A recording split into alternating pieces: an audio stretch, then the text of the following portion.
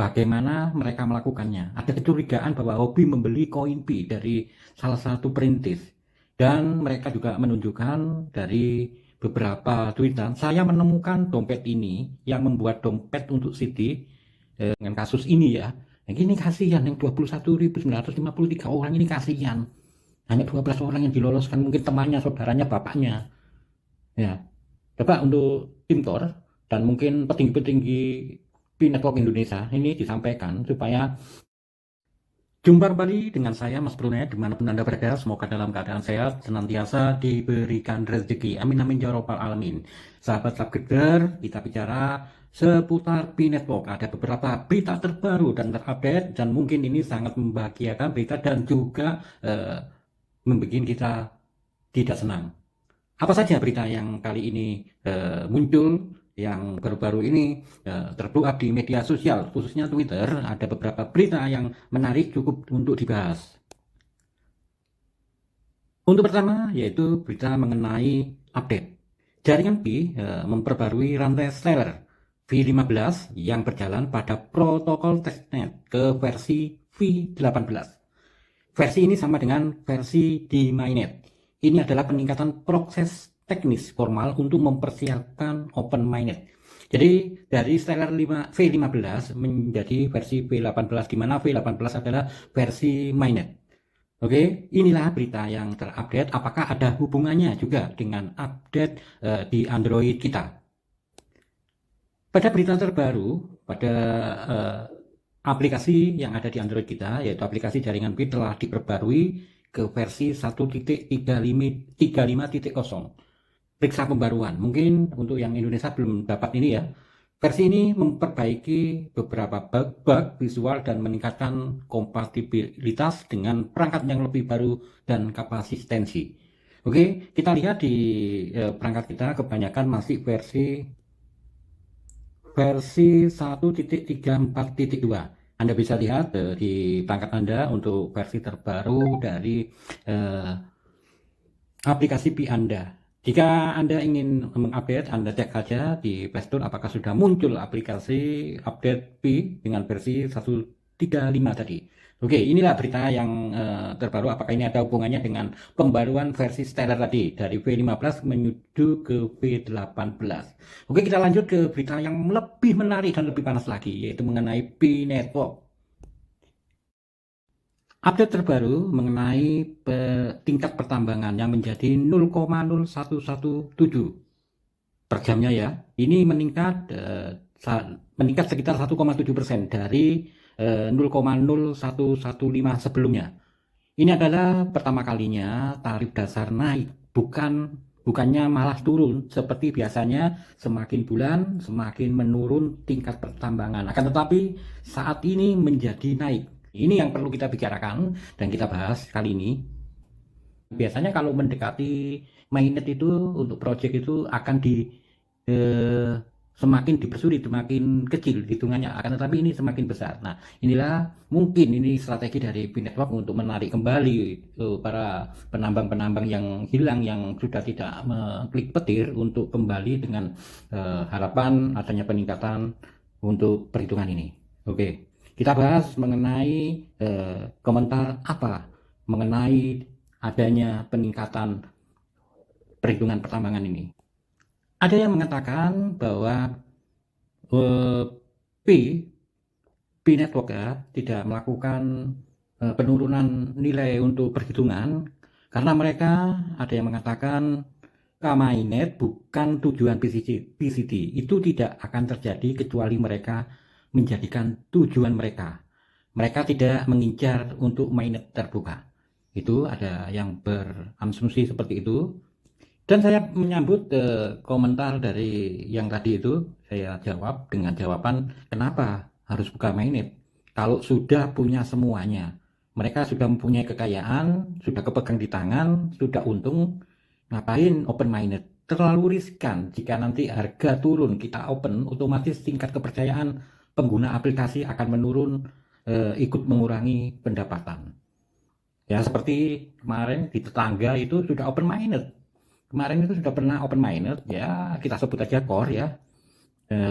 Mereka setelah open minded. Akan tetapi penurunan itu terjadi juga karena para penambang juga yang tidak bisa menjaga, karena begitu dibuka besar-besaran melakukan penjualan core-nya. Apakah ini nanti tidak terjadi pada B? Apalagi ini penambangan yang sekian tahun. Penambangan dilakukan 4 tahun. Mereka menahan. Apabila dibuka open minded, saya yakin sama saja nanti besar-besaran akan menjual koinnya atau tokennya. Dan itu juga akan mempengaruhi apabila penjualan terlalu besar juga akan langsung drop gitu di bursa market itu. Nah, itulah. Selanjutnya ada pembahasan juga mengenai yang terbaru dan ini yang terakhir dan lebih penting, yaitu mengenai pembelian koin P yang misterius oleh hobi dari perintis. Bagaimana mereka melakukannya? Ada kecurigaan bahwa hobi membeli koin P dari salah satu perintis. Dan mereka juga menunjukkan dari beberapa tweetan, saya menemukan dompet ini yang membuat dompet untuk Citi sekitar 2 juta P, tetapi 5 dompet terakhir lebih baru dan transfernya dari 1000 P sampai ke 20.000 P. Pergi ke lubang kelinci dan temukan apa yang ditransfer dompet itu setiap hari atau siapa pemiliknya. Jadi mereka menemukan ada transaksi sekitar totalnya 2 juta P, dan terakhir juga menemukan beberapa dompet yang mentransfer sekitar 1000 sampai 20.000 P di sini. Nah, inilah yang mencurigakan kasus ini bisa dilihat di blockchain-nya P ya. Itu ada kasus seperti ini. Ini milik siapa? Ini transfer ke siapa? Apakah mungkin para penambang dengan nilai segini mendapatkan? Paling penambang itu mendapatkan kalau dia migrasi ya sekitar 800 ya paling besar, dan itu belum terkunci. Kalau 800 yang mungkin sekitar 400 sampai 800 lah. 800 B, nggak sampai 800 B kalau migrasi gitu loh. Karena ya paling banter kalau total semua memang kayak saya ya 2 tahun saya lihat ya, seperti saya bentar saya, nah ini pendapatan saya ini saya lakukan mining selama 2 tahun ya, dan sebesar 9.533 ini dibantu dengan pertambangan oleh referral. Dan kalau milik pribadi nggak sampai segitu, nantinya yang migrasi ya sekitar 803 lah gitu. Kalau mungkin nanti yang 3 tahun ya sekitar 1000-an lah begitu. Kecuali ini sudah cair dan semua telah terverifikasi, referral kita ini akan masuk gitu. Nah, itulah kecurigaannya yang dicurigai bahwa ada transaksi dari hobi untuk pembelian koin B. Oke, untuk kasus yang terakhir dan ini yang penting juga mengenai Pioneer melakukan 21.953 validasi KYC dan hanya 12 yang berhasil.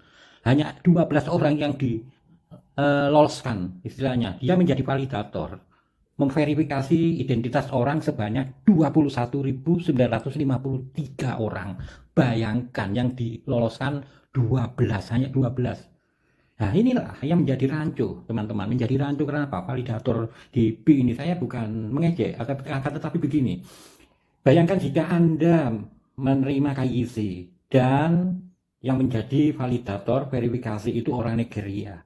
Apakah tahu wajah Anda? Apakah tahu masalah KTP Anda? Apakah tahu masalah SIM Anda? Alamat Anda? Semestinya dari pertama itu yang menjadi validator atau verifikasi orang Indonesia ya orang Indonesia sendiri. Mestinya sistem sudah memetakan seperti itu, bukan orang Nigeria gitu loh. Saya sendiri pernah menjadi validator dan yang saya perlu dicermati oleh B-Network dengan kasus ini ya. Yang ini kasihan, yang 21.953 orang ini kasihan. Hanya 12 orang yang diloloskan, mungkin temannya, saudaranya, bapaknya. Ya, coba untuk tim core dan mungkin petinggi B-Network Indonesia ini disampaikan supaya untuk menjadi validator atau memverifikasi KYC Indonesia ya orang Indonesia sendiri itu kan bisa dipetakan sistem itu gitu loh melalui lokal. Ya seperti saat ini saya juga terpending untuk tinggal tinggal migrasinya saja sudah sulit, di pending ini masih dalam posisi tentatif. Ya, mungkin kelakuan seperti mereka itu gitu, kita di blok, di pending, jadi orang-orang luar negeri tidak tahu tentang KTP, tentang SIM gitu loh.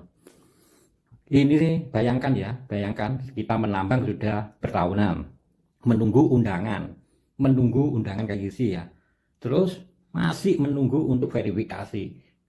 Verifikasi lagi kita disuruh menunggu untuk migrasi. Belum nanti unlock sudah dapat kita menunggu karena sudah perjanjian untuk konfigurasi ya unlock selama 3 tahun. Kita belum bisa menggunakan nanti selama 3 tahun karena perhitungan konfigurasi itu setelah KYC lolos baru kita dihitung mundur selama 3 tahun nanti.